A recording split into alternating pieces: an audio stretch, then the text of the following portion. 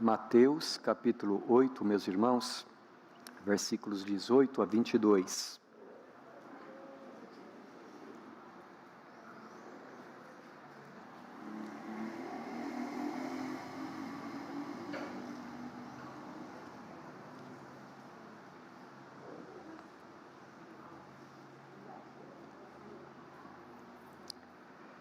Vendo Jesus muita gente ao seu redor, ordenou que passassem para a outra margem.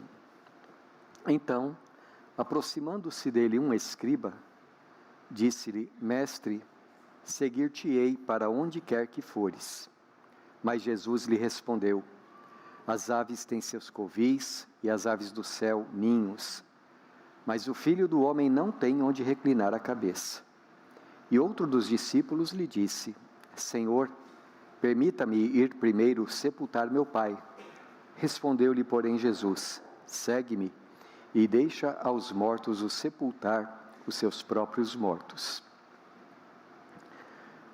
Tanto por causa das coisas que fazia, quanto pelas coisas que Jesus dizia, ele sempre tinha ao seu redor um número muito grande de pessoas. Multidões, diz a palavra de Deus, eram constantemente atraídas pelo seu ensino. E diz aqui o texto que nós acabamos de ler, que numa dessas ocasiões, vendo ao seu redor uma grande multidão, Jesus ordenou aos seus discípulos que deixassem o lugar que estavam, era ali a cidade de Cafarnaum, deixassem a cidade de Cafarnaum e atravessassem o mar da Galileia. Eles deveriam ir para a região de Gadara para pregar ali o evangelho também, a região que ficava no sudeste do mar da Galileia. E quando então Jesus começou com os discípulos a se prepararem para a travessia, algumas pessoas perceberam o que ele estava para fazer. E dentre essas duas pessoas, diz para nós o texto, duas vieram ao encontro dele e disseram para ele: Senhor, nós queremos ir contigo, por onde quer que o Senhor vá. A primeira delas foi um escriba, que disse: Mestre, seguir-te-ei, por onde quer que fores. Irmãos, mesmo se nós olharmos apenas do ponto de vista humano, digamos assim, não era pouco o que estava acontecendo aqui. Porque ser um escriba em Israel era ser uma pessoa muito importante, uma pessoa de alto conceito naquela sociedade que era estritamente religiosa. Os escribas eram pessoas muito respeitadas entre o povo de Israel, porque eles eram homens que haviam se dedicado a conhecer a palavra de Deus, conhecer profundamente as escrituras do Antigo Testamento, viver de acordo com essas escrituras, ensinar essas escrituras, esse conhecimento que eles tinham também para a nação. Então, eles passavam muitos anos de suas vidas debruçados sobre a Bíblia, procurando entender a vontade de Deus. E para que a lei do Senhor fosse preservada, a ocupação mais importante desses homens era de, além de copiar, de estudar muito, sem qualquer distração, copiar também fielmente as Escrituras para novos volumes, para novos exemplares, a fim de que a palavra de Deus fosse preservada de geração em geração. Nós, em grande parte, hoje, devemos a Bíblia em nossas mãos por causa daqueles muitos escribas da antiguidade. Além disto, não muitos, mas alguns desses escribas eram também sacerdotes, o que implicava em não somente transmitir, mas também oferecer diante de Deus todos os rituais que eram prescritos na lei de Deus. Como foi o caso de Esdras, que é considerado o primeiro escriba lá no Antigo Testamento e que também era sacerdote. Por isso, eles eram tidos assim como pessoas de grande dedicação a Deus. E de fato, a maior parte deles assim era. Eram pessoas que eram versadas nas coisas da Bíblia Sagrada. E Jesus falou que quando um escriba conhecia mesmo as Escrituras, ele era como um pai de família, que do seu tesouro tirava coisas novas e coisas velhas, para cuidar dos seus, para alimentar as suas filhas, as suas famílias, os seus filhos. Por causa do conhecimento que esses homens tinham, eles também eram chamados doutores da lei, ou mestres das Escrituras. E então eles reuniam em torno de si discípulos que seguiam a eles onde quer que eles fossem, ensinavam a eles tudo o que sabiam, e depois de alguns anos de estudo, esses discípulos se tornavam escribas também.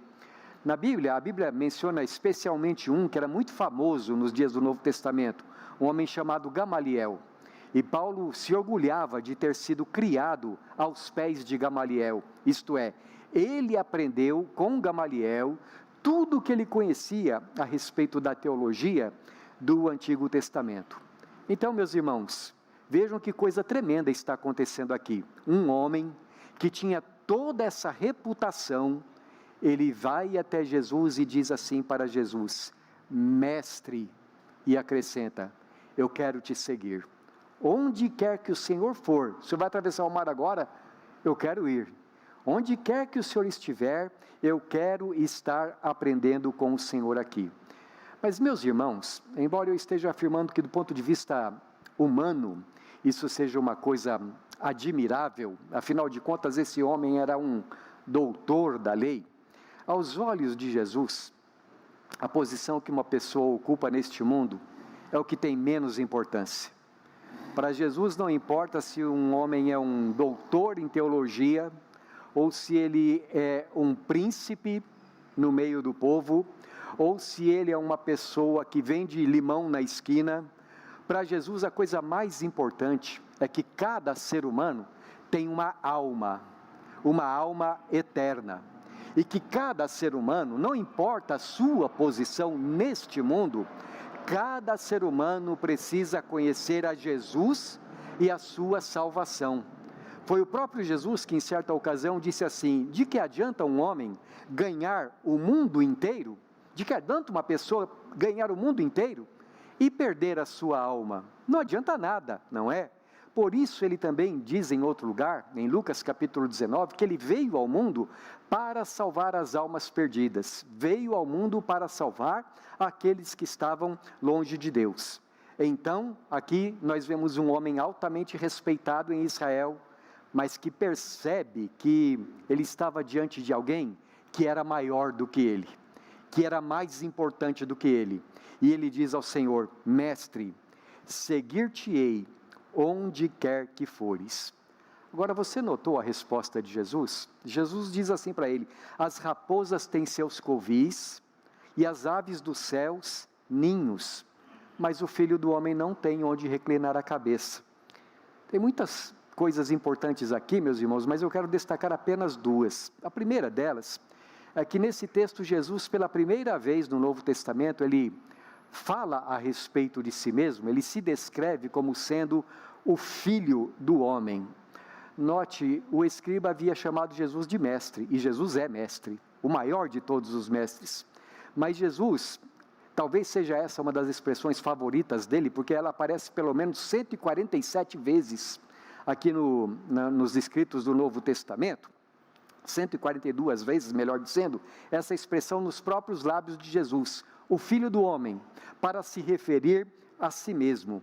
Por que isso é tão importante? Por que Jesus usava tanto esta expressão para que as pessoas pudessem entender quem ele é? Para responder a isso, eu gostaria de usar dois textos da Palavra de Deus que nos mostram do que é que se trata. O primeiro texto está lá no profeta Daniel, lá no capítulo de número 7, nos versículos 13 e 14 de Daniel. Nós temos ali no capítulo 7 a primeira daquelas 4 visões famosas lá do livro de Daniel, que falam a respeito do reino de Deus, da vinda de Jesus. E lá no capítulo 7, então, versículos 13 e 14, ele conta para nós um dos detalhes da visão que ele recebeu do Senhor, no primeiro ano de Beltesazar, ou de Beltazar, melhor dizendo, rei da Babilônia. Então Daniel diz assim: eu estava olhando nas minhas visões da noite, e eis que vinha com as nuvens do céu, um como o Filho do Homem, e dirigiu-se ao ancião de dias, e o fizeram chegar até ele. foi-lhe dado domínio e glória e o reino, para que os povos, nações e homens de todas as línguas o servissem. O seu domínio é domínio eterno, que não passará, e o seu reino jamais será destruído. Veja, meus irmãos, quando Jesus aqui, então, no texto do Novo Testamento, ele se refere a essa expressão, filho do homem, como eu disse, é uma expressão que ele usa demais para se referir a si mesmo. Ele está tirando aqui do livro do profeta Daniel. E aqueles que ouvem Jesus, como nós vamos ver daqui a pouco, sabem do que se trata. Porque assim, o profeta Daniel, muito tempo antes, havia tido esta visão, e nesta visão ele viu aquele que ele chama de o ancião de dias, não é? Aquele cujos anos vêm desde a antiguidade, assentado no trono celestial, e em pé, então aparece alguém como que o filho do homem, diante do ancião de dias, e a esse filho do homem é dado um reino eterno, sobre todos os povos, sobre todas as línguas, sobre todos os tempos, e o seu reino, que é eterno, jamais deixará de existir, jamais será destruído. Quando Jesus começa a falar isso, essa expressão, filho do homem, ele era bem conhecida dos escribas, daquelas pessoas que entendiam a Bíblia Sagrada, e sabiam que se tratava de uma figura que em outros lugares, especialmente no profeta Isaías, é chamado o Messias. Messias é a palavra lá no Antigo Testamento, a palavra no Novo Testamento é Cristo. Em português é a palavra ungido, aquele sobre quem o Espírito Santo estaria. Então eles estavam esperando este filho do homem, este ungido de Deus que viria para trazer o reino de Deus. Então João capítulo 12, versículo de número 34, Jesus novamente está falando, né? E a multidão, então, alguns dentre a multidão perguntam para Jesus a respeito do que ele estava falando. Jesus havia acabado de dizer que era necessário que o Filho do Homem fosse levantado. Isso podia significar duas coisas, ou ele seria levado até a cruz e ali levantado, como em João capítulo 3, mas aqui o que parece mais mesmo é que ele estava falando ser levantado da sepultura, não é? Então a multidão reage perguntando assim para Jesus, João 12, 34, replicou-lhe pois a multidão, nós temos ouvido da lei, que o Cristo permanece para sempre, e como dizes tu ser necessário que o Filho do Homem seja levantado? Quem é esse filho do homem? Então veja, a própria multidão aqui usa essas duas expressões para se referir a esse alguém. Ele é o Cristo e ele é o filho do homem.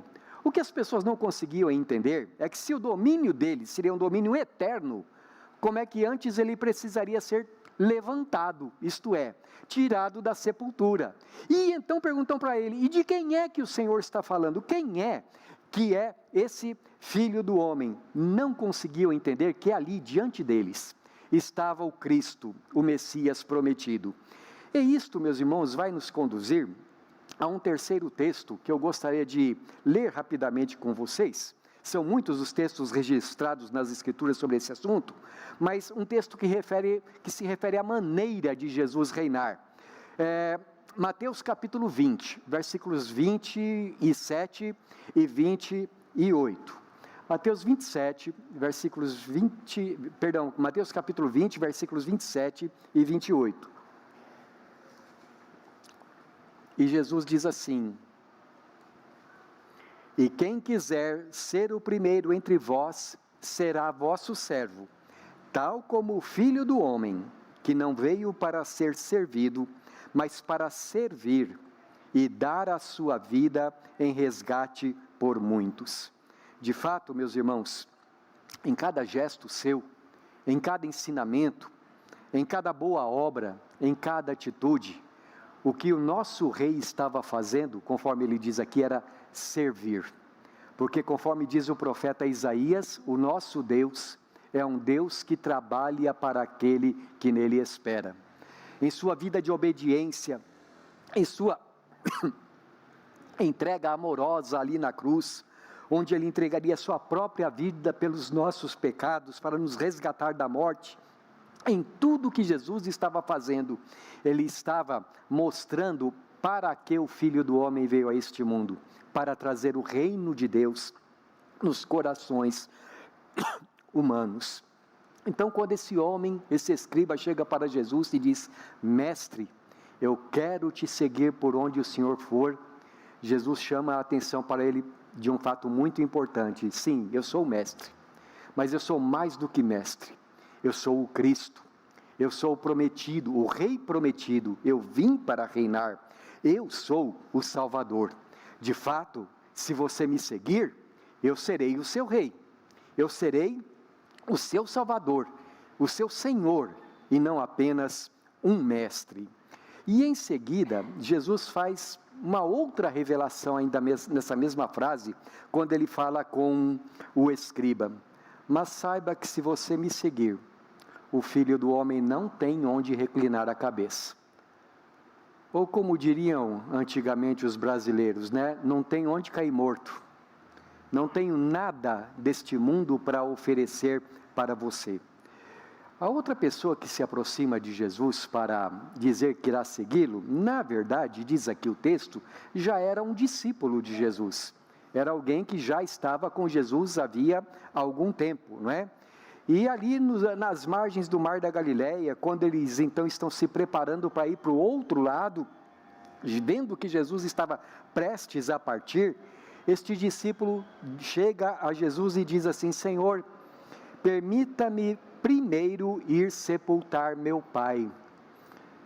Como quem diz: Senhor, eu tenho uma família que é importante para mim, uma família a quem eu prezo, eu estou ligado a eles. Quando meu pai morrer, eu passo a seguir ao Senhor, tá bem? Nós não sabemos, meus irmãos, quem era este discípulo, mas sabemos que já fazia algum tempo que ele estava com Jesus. E sabemos também que Jesus conhecia a família deste discípulo, porque Jesus diz para ele: deixa os mortos sepultar os seus próprios mortos. Isto é, Jesus conhecia a família dele e sabia que eles não eram pessoas crentes, mas se refere a essas pessoas como espiritualmente mortas. É o que nos diz o versículo de número 22. Agora, há um outro momento na vida de Jesus em que acontece uma conversa muito parecida com esta aqui, que não é contada aqui em Mateus, mas que Lucas acrescenta no seu evangelho. Então eu gostaria de ler também com vocês agora, Lucas capítulo de número 9, dos versículos 61 ao 62. É uma terceira conversa, é uma terceira pessoa que se aproxima de Jesus para falar com ele naquele momento também. E Jesus, da mesma forma, traz uma resposta para aquele homem. Então, Lucas capítulo 9, versículos 61 e 62. E diz assim a Escritura: outro lhe disse: seguir-te-ei, Senhor, mas deixa-me primeiro despedir-me dos de casa. Mas Jesus lhe replicou: ninguém que, tendo posto a mão no arado, olha para trás, é apto para o reino de Deus. Então, uma terceira pessoa que diz para Jesus que vai segui-lo, mas Jesus também fala uma resposta que não era bem aquilo que eles estavam querendo escutar, não é? Assim, quem coloca a mão no arado, quem coloca a mão no arado, se olha para trás, não está apto para o reino dos céus. Meus irmãos, esses três textos que nós acabamos de ler, eles não dizem para nós qual foi a reação de cada uma das pessoas.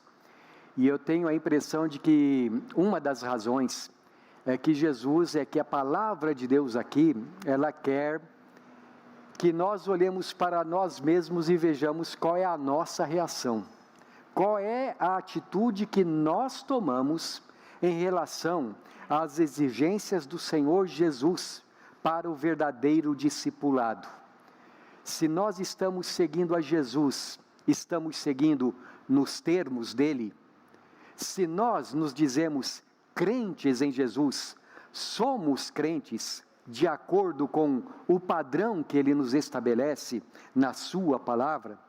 Porque ser um seguidor de Jesus implica em cumprir certas exigências.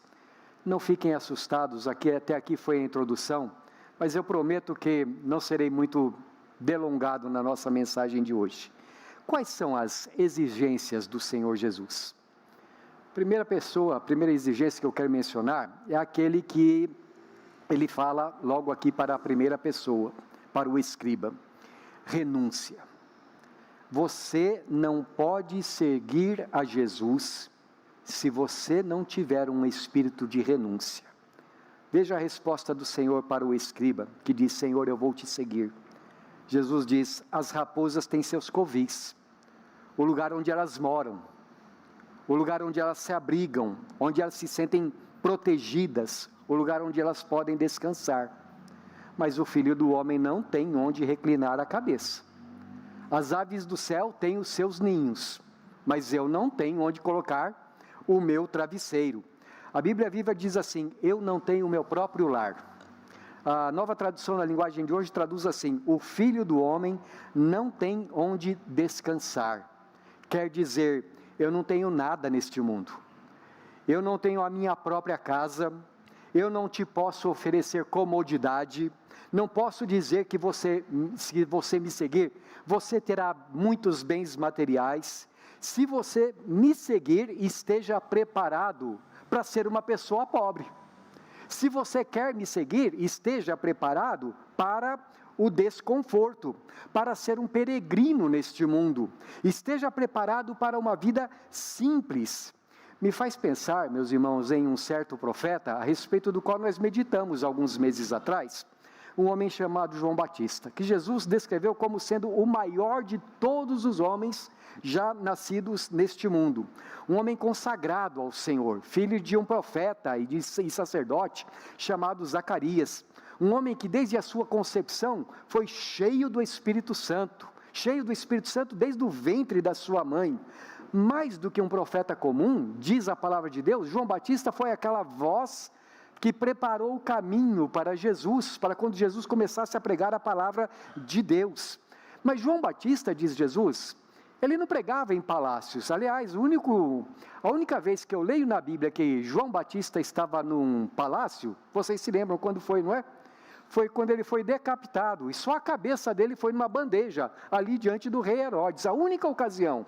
As outras ocasiões todas, João Batista estava no deserto, e meus irmãos, ele não tinha nem um terno de domingo, ele se vestia com a roupa mais simples possível, e comia da maneira mais simples possível. No entanto, era um homem que atraía multidões com a palavra de Deus, que saía dos seus lábios. João Batista não foi uma pessoa, do ponto de vista econômico, bem-sucedida. Você não poderia olhar para ele e dizer que ele foi um grande pregador, porque ele tinha muitas riquezas. Aliás, nenhum dos discípulos de Jesus. Você se lembra naquela ocasião, depois da ressurreição de Jesus, que Jesus subiu ao céu, e Pedro e João estavam subindo ao templo em Jerusalém. E quando eles estão subindo ao templo, tem um mendigo na porta, um aleijado, e esse aleijado diz assim para eles, ele estende a mão para eles, pedindo uma esmola. E o que Pedro e João respondem para ele? Não tenho ouro nem prata, mas o que eu tenho eu te dou, em nome de Jesus, coloca-te em pé. E o homem foi curado na hora. Hoje em dia é mais fácil a gente enfiar a mão no bolso, tirar algum dinheiro, não é? E dar para o mendigo. Mas quando a gente olha para a Escritura Sagrada, nem um dinheiro para dar para o mendigo, de repente, os seus discípulos tinham. Por isso, meus irmãos, a ênfase que eu quero dar, não é que é pecado ter dinheiro, não é que é pecado ser rico, não, de jeito nenhum, mas é pecado ser uma pessoa que ama o dinheiro, que ama as coisas deste mundo e que vive em função destas coisas. Aliás, dos 12, só tinha um que gostava de dinheiro. E quem era? Judas gostava de dinheiro, não é?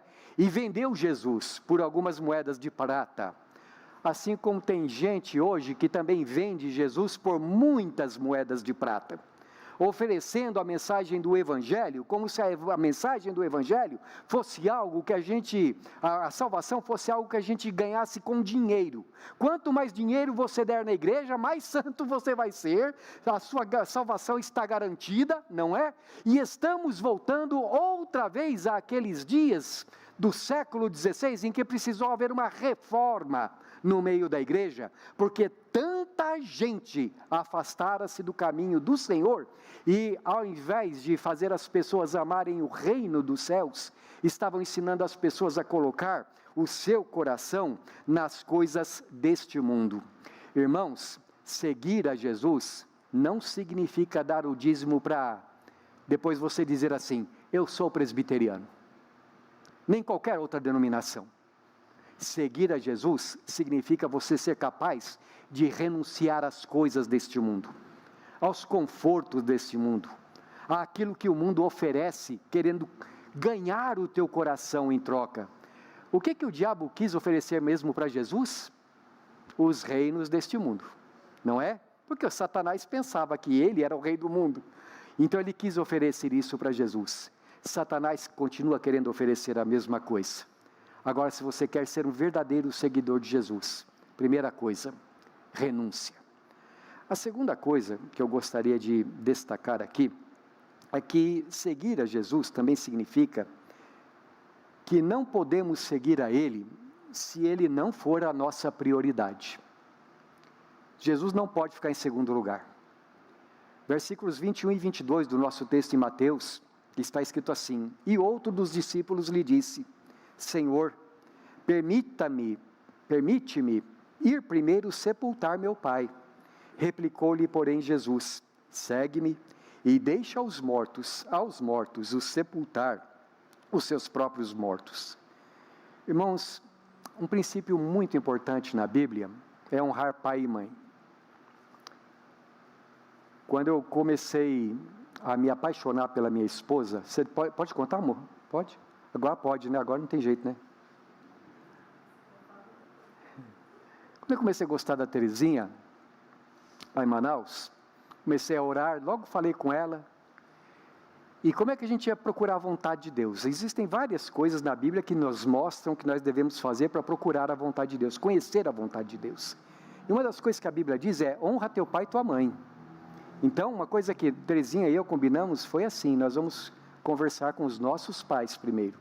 Se os nossos pais abençoarem, nós vamos entender que a vontade de Deus está sendo feita. Agora, se for para desonrar pai e mãe, a gente não vai, né? E então a Terezinha foi falar primeiramente com o pai dela. O pai dele era um muito bravo, né, Sarinha? Né? O vô, né? Foi lá falar com o pai dela. E ele era um homem crente. Terezinha que ganhou ele para Jesus. E ele disse, eu vou orar, filha. E daí uns dias ele chamou ela para conversar. E ele disse assim para ela, filha, olha, o Plínio é um bom rapaz. Eu sei que ele é um homem dedicado a Deus, que ele quer fazer a vontade de Deus, mas olha, ele é missionário. E missionário é pobre. Missionário não para no lugar. Então, se você se tornar esposa de missionário, o que vai ser? Você vai estar de um lado para o outro com ele, pregando o Evangelho, e afinal de contas, fazer a vontade de Deus é a coisa mais importante na nossa vida.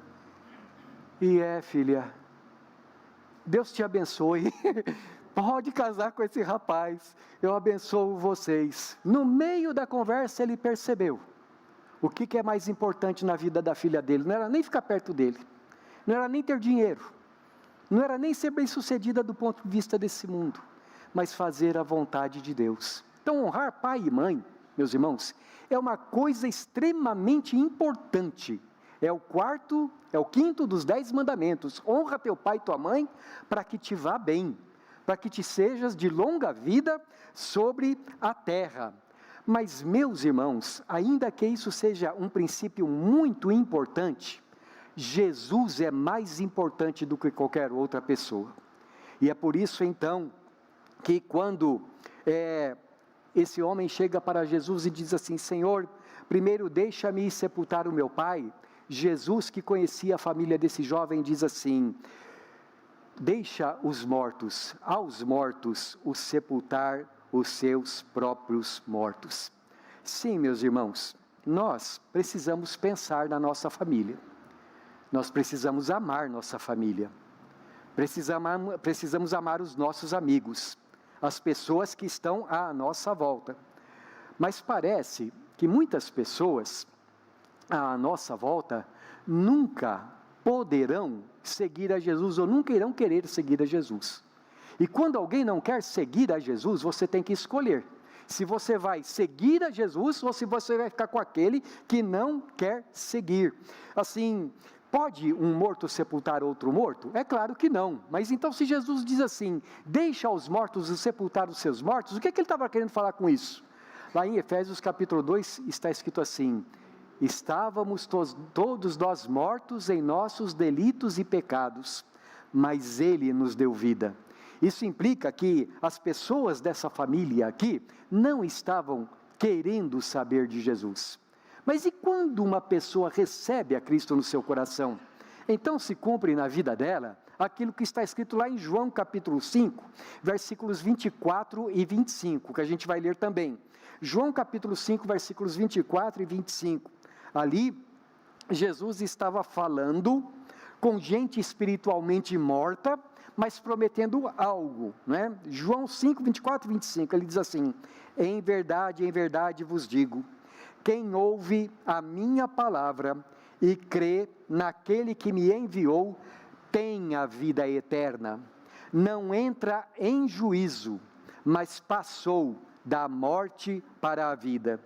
Em verdade vos digo que vem a hora e já chegou, em que os mortos ouvirão a voz do Filho de Deus, e os que a ouvirem, viverão.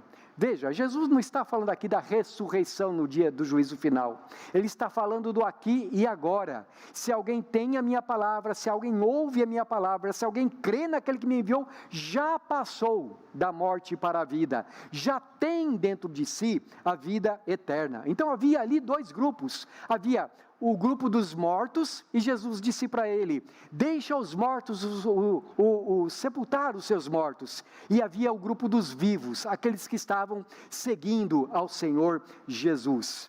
O que Jesus está dizendo para esse rapaz é, segue-me, e deixa aqueles que não querem me seguir para trás, segue-me agora, não deixe para depois, deixe que os mortos cuidem uns dos outros. Irmãos, como eu disse agora há pouco, nós precisamos amar todas as pessoas à nossa volta, mas nós não podemos, em vez de seguir a Jesus, deixar Deus de lado. Não podemos gastar o nosso tempo precioso, tempo que Deus nos deu neste mundo para servi-lo, gastar com gente que não quer saber de Deus. E aqui está uma coisa de importância eterna, meus irmãos. E aqui, me parece que é o ponto em que muitos crentes estão colocando suas almas em perigo. Se estivessem investindo seu tempo em evangelizar, não haveria problema, não haveria pecado. Se você hoje não estivesse aqui na igreja, porque você estivesse lá fora no mundo evangelizando, você estaria fazendo a obra de Deus. Mas o problema é que muitas vezes os crentes, ao invés de estar lá fora para promover o reino de Deus, estão sendo influenciados pelo mundo, estão compactuando com as coisas do mundo. Muitas pessoas estão literalmente, o que diz Efésios capítulo 5? Remindo o tempo porque os dias são maus, e estão desperdiçando o tempo com as coisas desta vida, com as coisas que não vão levar ninguém para o céu. Muitos se dizem crentes, mas no dia do Senhor, em vez de se reunir com seus irmãos em Cristo, estão se reunindo com os do mundo, com os mortos, para festejar. Irmãos, como é que nós podemos celebrar com gente que não celebra a vida em Deus? Como é que nós podemos compactuar com pessoas que, ao invés de servir a Deus, estão caminhando para o inferno? Como é que nós podemos participar das suas comemorações? Como é que um crente pode deixar Jesus de lado para participar de festas mundanas, com músicas mundanas, com músicas imorais, sensuais, grotescas, que agradam o diabo, que rebaixam a natureza humana e ofendem a Jesus? Como é que os crentes podem se misturar com essas coisas? Meu irmão, deixa que os mortos sepultem os mortos. Não deixe que o morto mate você. Não deixe que ele tire a tua vida espiritual. Porque sabe o que acontece? Alguns podem dizer assim, o pastor é legalista, ele quer que todo mundo esteja na igreja domingo. O que a Bíblia diz? A Bíblia fala outra coisa? Fala que no domingo é para você estar em outro lugar, com gente do mundo, fazendo as coisas do mundo. É isso que o Senhor teu Deus te ordena na sua palavra? É isso que você disse para Ele no dia que você fez uma aliança com Ele, como nós meditamos no domingo passado? Não. Quando você fez a sua aliança com Deus, você disse: eu vou ser santo. A gente, em outra igreja que eu trabalhei, a gente achava graça e orava pelo menino, né, Tequinha? Ele acabou se convertendo, né? Aí tinha um menininho desse tamanhozinho, assim, que ele cantava emocionado lá na igreja, emocionado: eu quero ser santo, santo, santo. Aí chegava em casa, ele xingava a mãe dele, ele brigava com os irmãos dele. Para usar uma expressão bem mundana, ele era um capeta na escola. Graças a Deus se converteu, não é? Mas a gente achava engraçado, entre aspas, o fato dele cantar: eu quero ser santo, na igreja. E fora da igreja, ele não viver uma vida de santidade. Viver uma vida semelhante ao dos mortos que estão lá fora. Queridos, Jesus aqui está falando para um homem que dizia ser discípulo dele: deixa os mortos sepultar os seus mortos. Se o morto lá fora quer levar você para os inferninhos dele, deixa ele para o inferninho sozinho. Como ele que diz aquele cântico antigo: caminhando eu vou. Não é nem do tempo de vocês, né? Caminhando eu vou para Canaã. Se o vizinho não quer, não vai me impedir. Se o marido não quer, não vai me impedir. Se a esposa não quer, não impede a mim. Eu vou. Deixa os mortos o sepultar os seus próprios mortos. Jesus tem que ser prioridade. A terceira pessoa com quem Jesus fala, ele dá uma terceira exigência: firmeza de propósito. Não podemos seguir ao nosso Salvador se nós não tivermos firmeza de propósito. Voltemos ao texto de Lucas, capítulo 9, versículos 61 e 62. Outro lhe disse: seguir-te-ei, Senhor, mas deixa-me primeiro despedir-me dos da casa. Mas Jesus lhe replicou: ninguém que, tendo posto a mão no arado, olha para trás, é apto para o reino de Deus. Trabalhar com um arado, sulcando a terra, não é uma coisa fácil. Você já deve ter visto esta cena. Talvez aqui tenha até alguém que já tenha trabalhado com o arado. Temos? O irmão João. Como é que é, irmão João? Se olhar para trás, faz assim. Não pode desviar. Então Jesus imagina um homem que coloca ali a sua parelha de bois. Ele pega aqui o seu arado, e então os bois estão indo à frente, né? E faz lembrar daquela cena em que o Chaves estava andando de bicicleta e ele viu o professor Girafales. E quando ele ficou olhando para o professor Girafales, ele desviou da bicicleta e atropelou o gado do Kiko. Se você está andando de bicicleta e começa a olhar para o lado, você vai desviar. Você pode atropelar alguém. Você pode machucar alguém. Se você está com um arado na sua frente e você começa a olhar lá para trás, você vai perder o rumo. E Jesus diz assim: se alguém colocar a mão no arado e olhar para trás, ele não diz assim: não vai sulcar a terra. Ele diz assim: não é apto para o reino dos céus. Não vai para o céu. O que Jesus está querendo dizer, meus irmãos?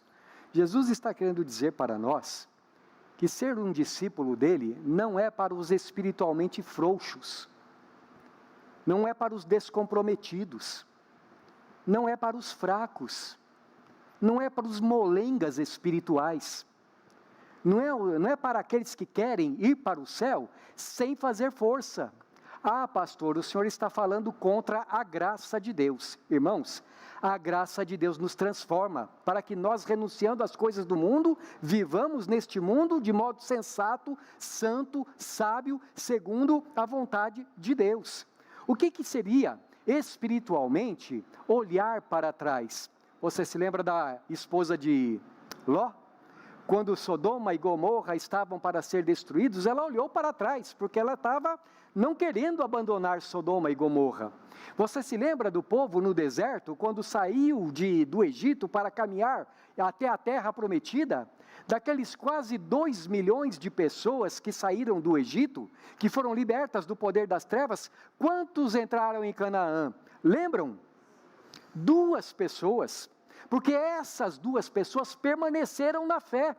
Por isso que na carta aos Hebreus, capítulo 2, está escrito que eles saíram do Egito, mas como eles não tinham fé, eles não viram a terra prometida. Veja, ali era um problema de fé. Não entraram porque não tiveram fé. E o que diz a Escritura? Que eles não entraram porque eles murmuraram contra Deus. Porque eles falaram assim, ai que saudade do Egito. Lá tinha pepino, lá tinha carne. O que mais tinha lá? Tinha cebola. Né? E aqui nós estamos comendo esse pão que cai do céu. Pessoas que preferiam as coisas deste mundo do que as coisas que vinham do céu. Pessoas que ficaram com saudade do mundo. Pegar o arado e olhar para trás, espiritualmente falando, significa ter as coisas de Deus diante de você, mas você está com os olhos em outro lugar. Você está com saudade das coisas dessa vida. Significa você ter a palavra diante de você, mas consultar o horóscopo no jornal para saber como é que vai ser a semana. Significa ter a palavra do Senhor diante de você, mas usar simpatia quando a criancinha tiver com o quê? Com soluço, né?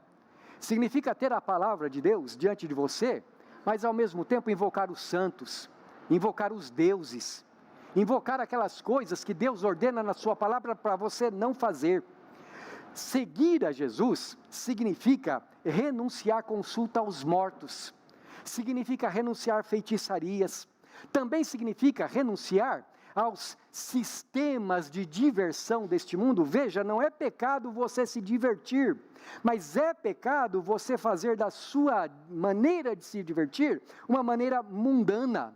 Então significa também renunciar a bailes, a baladinhas, a cigarros, a embriaguez, adultério, prostituição, mentira, cobiças mundanas, prazeres mundanos.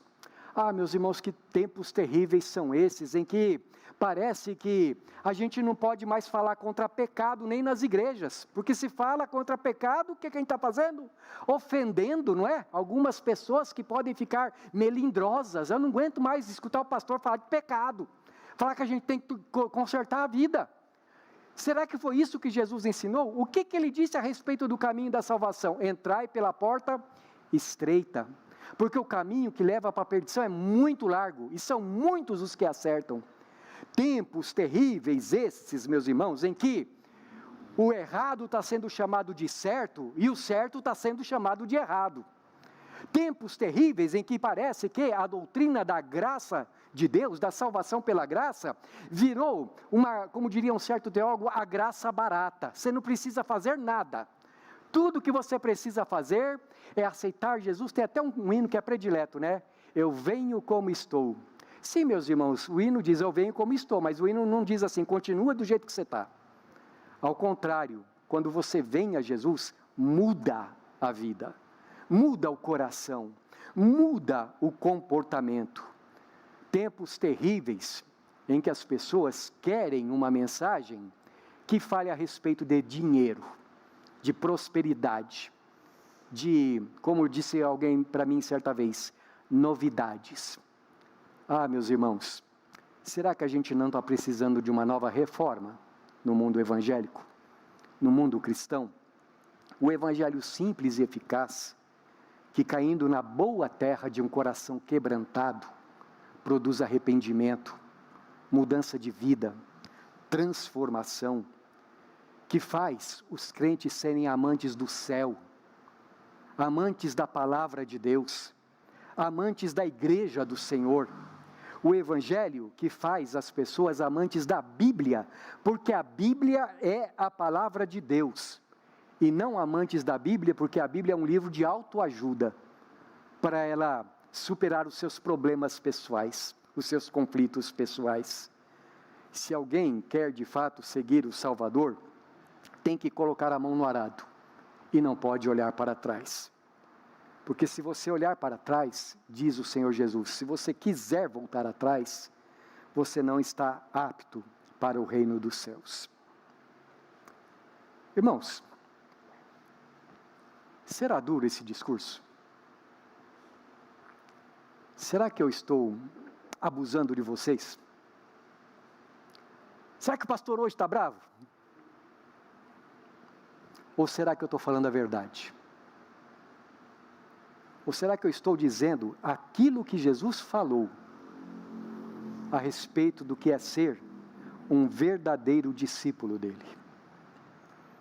Tem um cântico muito bonito, eu amo esse cântico, que diz assim: Jesus, justiça de Deus, Filho do homem, Filho de Deus, seu reino vem.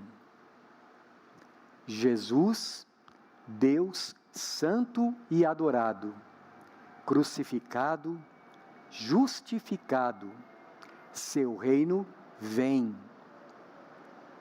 Jesus é o nosso rei. Jesus que morreu na cruz por amor a nós, que venceu a morte, que voltará para nós. Jesus, o rei cujo reino não findará.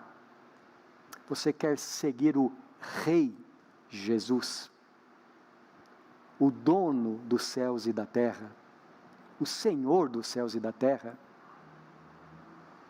Mas você não pode seguir a Jesus se você não renunciar o seu amor pelas coisas desse mundo. Volto a dizer, não é pecado você ter dinheiro. Não é pecado você... Eu não tenho problema nenhum quando eu vejo um homem bom, honesto, prosperando. De jeito nenhum que isso está errado. Mas o que eu estou dizendo que é errado é, se você colocar o amor a essas coisas no seu coração, você não está apto para o reino dos céus. Não dá para você seguir a Jesus se você não renunciar aos bens materiais e ao dinheiro. Porque as raposas dos céus, disse Jesus, têm covis, as aves dos céus têm os seus ninhos, mas os que querem ser parecidos com Jesus não estão vivendo neste mundo para vestir Armani. Eu escutei falar que é Armani. Os filhos do reino não estão neste mundo para andar de carros blindados, de tanto dinheiro que tem. Não foram chamados para cobiçar apartamentos e mansões luxuosas ou coisas parecidas. Mas foram chamados para juntar tesouros no reino dos céus. Eu quero fazer uma pergunta para você. Se eu tivesse aqui uma balança cheia de ouro, um balde cheio de ouro, e do outro lado o Senhor Jesus, o que vale mais? Jesus é mais importante que tudo. Mais uma vez eu fiz uma brincadeira com a igreja que eu trabalhava. Eu disse assim: meus irmãos, vamos supor que o conselho da igreja chegasse para vocês e dissesse assim: olha, quem estiver aqui no culto quinta-feira, cada membro da igreja que estiver aqui no culto quinta-feira, vai receber R$100. Quantas pessoas vocês acham que estariam no culto na quinta-feira à noite? Quantas? Para ganhar R$100 cada uma? Quantas pessoas vocês acham? Agora deixa eu mudar a figura. Jesus estará aqui quinta-feira. Quem é mais importante? Segundo, você quer seguir a Jesus, quer entrar no reino? Você não pode entrar no reino se a sua comunhão for com gente espiritualmente morta. Deixa os mortos sepultar os seus mortos, irmão. Não deixa o morto sepultar a tua vida, não. Acabar com a tua vida espiritual. Quando, na hora de ir para a igreja, o morto te falar: vamos para o churrasquinho na laje. Irmão, não vá querer fazer churrasquinho na laje, porque não, senão você vai virar churrasquinho no inferno. Você fala: não, eu vou para a casa do Senhor, quer ir comigo? Eu vou adorar a Deus, quer ir comigo? Não coloca as coisas desse mundo em primeiro lugar. Senão, você é um baita de um hipócrita. Senão, você é um baita de um fingido. Que diz que ama Jesus. Mas a primeira coisinha do mundo lá fora te leva. Deixa os mortos sepultar os seus mortos. Não deixa para seguir amanhã. Eu coloquei aqui como ilustração um caso que aconteceu alguns anos atrás. A gente ficou muito triste quando isso aconteceu. Conhecida de uma amiguinha de uma das minhas filhas na faculdade, uma menina de 16 anos. Ela começou a ir à igreja com a avó dela aos domingos, uma igreja presbiteriana ali na Lapa. Mas por alguma razão a avózinha dela não pôde mais ir para a igreja, então ela também não foi mais. E um dia essa menina estava saindo ou chegando em casa à noite, e ela foi assaltada, levou um tiro e morreu. A gente ficou muito triste, e eu não estou aqui julgando a menina por causa disso, de jeito nenhum, eu não sei o que aconteceu na vida espiritual dela, mas o que eu quero dizer, meus irmãos, é que a gente não sabe o que vai ser amanhã. A gente não sabe o que vai ser hoje, quando sair daqui. Por isso que tem aquele hino que fala assim, amanhã pode ser muito tarde. É hoje, é agora que você tem que começar a seguir Jesus. Não é deixar para depois. Primeiro eu vou casar, eu vou ganhar dinheiro, e quando eu for velhinho, quando eu tiver a idade do pastor, aí eu vou ser crente. Não. Seguir a Jesus é hoje, é agora.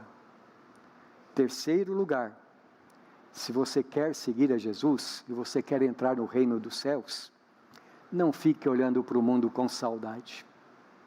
Não queira o mundo para a sua vida, porque os prazeres do mundo não glorificam ao nome do Senhor. Então seja uma pessoa decidida, resoluta, tenha cuidado da sua alma, porque a coisa mais importante que você tem é a sua alma. Então cuide da sua alma.